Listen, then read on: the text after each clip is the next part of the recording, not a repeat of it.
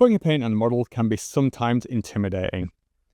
In this video, the third in the Slaves to Darkness series, we're going to look at how we're going to get our paint theme applied to Chaos Warriors.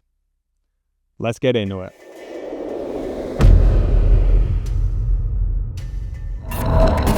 Hey everyone, welcome back. I'm Wayne. As I said, we're going to look at Chaos Warriors today. We've already picked out the colours in the previous video, we know what his inspiration is, and we've already cracked that basing theme on how we're going to do it. And we know that it's going to interact very heavily with the models themselves. With that in mind, let's get straight to it and figure out how we're going to paint these fast, efficiently, and most importantly, how are we going to take advantage of that basing theme. Armoured infantry in the form of the Chaos Warriors are going to make up the bulk of my army. I'm not going to lean into any sort of the Dark Oath in this army at all. Most of the models then are going to be wearing armour. Having an easy recipe then that lets me swap out just a couple of elements to distinguish between the different ranks makes perfect sense.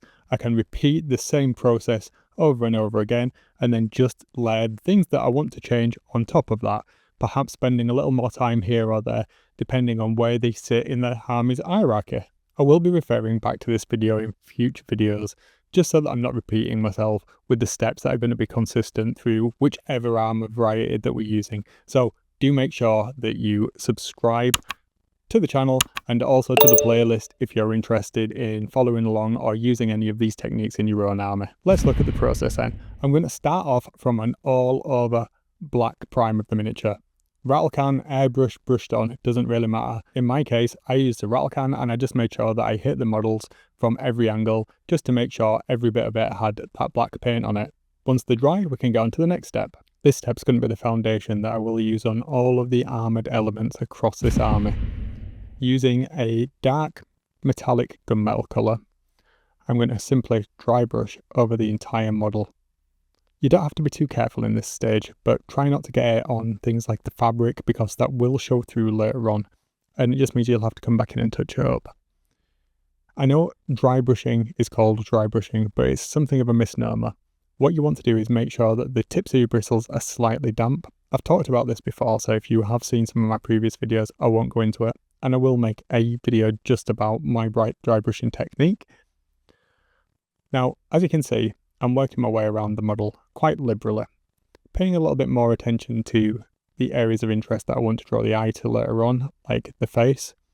But bear in mind, this entire paint scheme is going to be desaturated, so we don't want to go in too heavy-handed and have it like very shiny silver.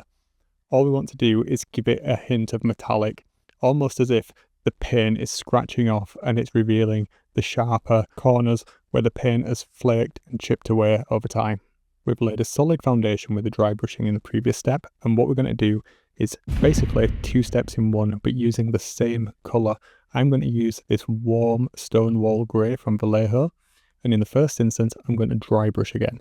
What I want to do is look around the model for things like boots, gloves and the belt, any sort of leather strapping, and also any fur elements. I'm going to dry brush those quite lightly, again making sure the tip of my brush is moist. Once I've done that, I'm going to come back in with the same grey, the same colour, and I'm going to do a few layers of stippling on the cloaks. I'm going to do around 3 successive layers of stippling, each time going very light. It's much easier to add paint than it is to remove it, and what this is going to do is give the foundation that when we glaze over the top of it with our leather tone later on, it's going to give us a nice textured feel rather than having a solid block of colour, minimising the amount of effort we've got to put in to get something onto the tabletop pretty fast. Bearing in mind these are rank and file troops, so we don't want to spend too much time on each of them. You could even go back and stipple the belts and the boots if you want to have a little bit more visual interest, but that's entirely up to you. I'm going to mix it up and do that on some models but not on the other, just so that I have another point of differentiation in a block of models. We laid the foundations for this step earlier on with the stippling. What we're going to do is we're going to come in and we're going to glaze back over the top with whatever colour we want these accent colours to be. I'm going to attack all of the elements that I want to be leather, and this one with snakebite leather. I'm going to thin it down a little bit, but I'm just going to apply it fairly liberally, just making sure that I paint it on in one direction and then I lift the brush off at the end. It's really important when you're using contrast paints or inks that you do this, otherwise you're going to rip the paint because they do dry particularly fast. Over the top of the stippling that we did earlier in that warm grey colour, this is going to give us a really nice distressed leather look. I'm also going to take this opportunity to just go over some of the other elements of the model as well that I want to be different colours. So I'm looking at the furs on some of the Chaos Warrior's shoulders. There's some skin elements as well where they've got flayed skin. I'm going to do basically the same thing that I'm doing with the cloaks and the leather and just glaze over the top of them. Just make sure you get all of the elements all over the model onto a little bit more dry brushing then. We're going to be much more selective than we were previously. And what we want to do is use a brass colour to pick out just one or two elements on each one of the warriors. I'm not going to tell you exactly what to do because rule of cool's a thing. Just think about it in this respect, that we want our command units to be in a golder looking armour over the top of this same dark gunmetal base. We want the chosen to be in a bright brassy colour. And these Chaos Warriors we want just to kind of look to be right at the bottom of the pecking order. So we don't want to have too many details popping out just so that they're the grunts, the foot soldiers. So just do it selectively, sparingly, and remember, be very careful. You don't want to spoil any of the work you've already done. And we've got to the fun part. We're going to select a couple of elements on the model to pick out with our glow effect. One of them is doing it with the eyes or the center part of the helmet, depending on what kind of helm you've got on your Chaos Warriors.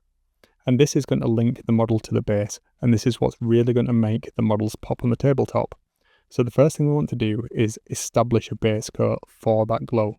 I'm going to use white ink, thin down a little bit, and I'm just going to run it carefully into the recesses of the eyes and anywhere on the helmet, and also any sigils or anything like that around the model that I can find there. I want to have a little speck of interest. Once I've done that, I'm going to pick out the pink ink that I used in the previous video for the bases. This is a De La Rowney FW Rosa ink, I think it's called. It might be fluorescent. It doesn't really matter if it's not. The glow will still pop. And I'm just going to apply that with a brush into all of the relevant spaces. So again, in the eye sockets, dead straightforward to do. You can use an airbrush if you want, but you absolutely don't have to. What we're going to do then is we're going to come back in with that same white ink and we're going to re-establish hot spots. Just a little bit smaller, be a little bit more controlled than you were in the previous step. You don't have to let it entirely flood the symbols or the eye sockets. Use it a little bit more controlled. You might want to lower your brush size for this, and that is going to give you the real glowing hot spot. And then I'm going to come back in with that same pink fluorescent ink, and you can do this either with a brush, glazing it on, or with the airbrush, just giving it a quick spritz on the area that you want to read as the glow. Now, if you want to know more about glows, I'm going to do a follow-on video to this that is not specifically related to the Slave to Darkness project, but gives you a little bit more information on how you could take this step further and do a much better glow effect. But for tabletop standard chaff units, this is more than enough, and it's going to get you tabletop ready in no time. And the final step for me is going to be to add some more glow. I'm going to do this individually on each of the models in a different place, depending on where they're positioned on the base. Why am I going to do that? Well, each of the bases is different. That glow is emitting from a different part on each of the bases, so the mini's position on the base is going to impact where that glow is interacting with it. It's not perfect. This is absolutely not science. Again, I'm going to go with the rule of cool, but I'm going to go in the general direction of the light source of it hitting the mini. Taking note of where I've positioned the mini on the base, I can then use my airbrush and give the model a quick spritz from the underside, using again that same ink that we used on the glow. Since we're not doing this over the top of a brighter colour, it will be naturally much more muted, giving the feeling that the light is being cast over a distance without doing too much preparatory work. And we're done. It was as simple as that against a dark background, the standard vignette sort of base theme that I tend to do on all of my models. That will help give more contrast to the glow and really make these models pop with the absolute minimum of effort in getting them to the tabletop. Let's have a look at how it looks in situ, and you can tell me what you think down in the comments.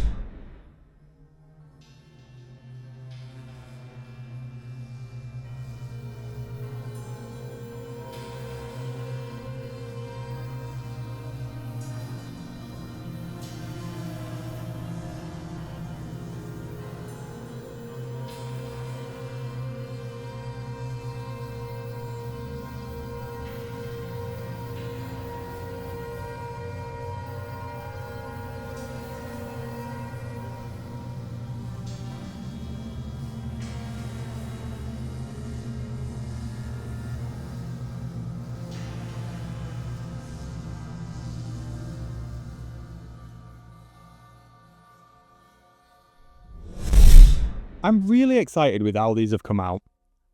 Granted, I wasn't going to do them black in the first instance. I was absolutely adamant, as I said in one of the older videos, that I wanted to do something different. But as I thought about it more and more, I'm so glad that I didn't go down the path that I was going to go down.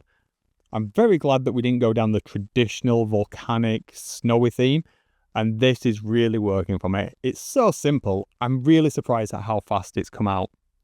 What do you guys think? Let me know down in the comments. Next time we're going to tackle the knights and perhaps the chariot in the same video, but that chaos chariot is going to need some significant work. In fact, we're not even going to bother with the Games Workshop chaos chariot. Let's build a custom one, because yeah, those horses, they're little Shetland ponies, and there is nothing chaotic about those.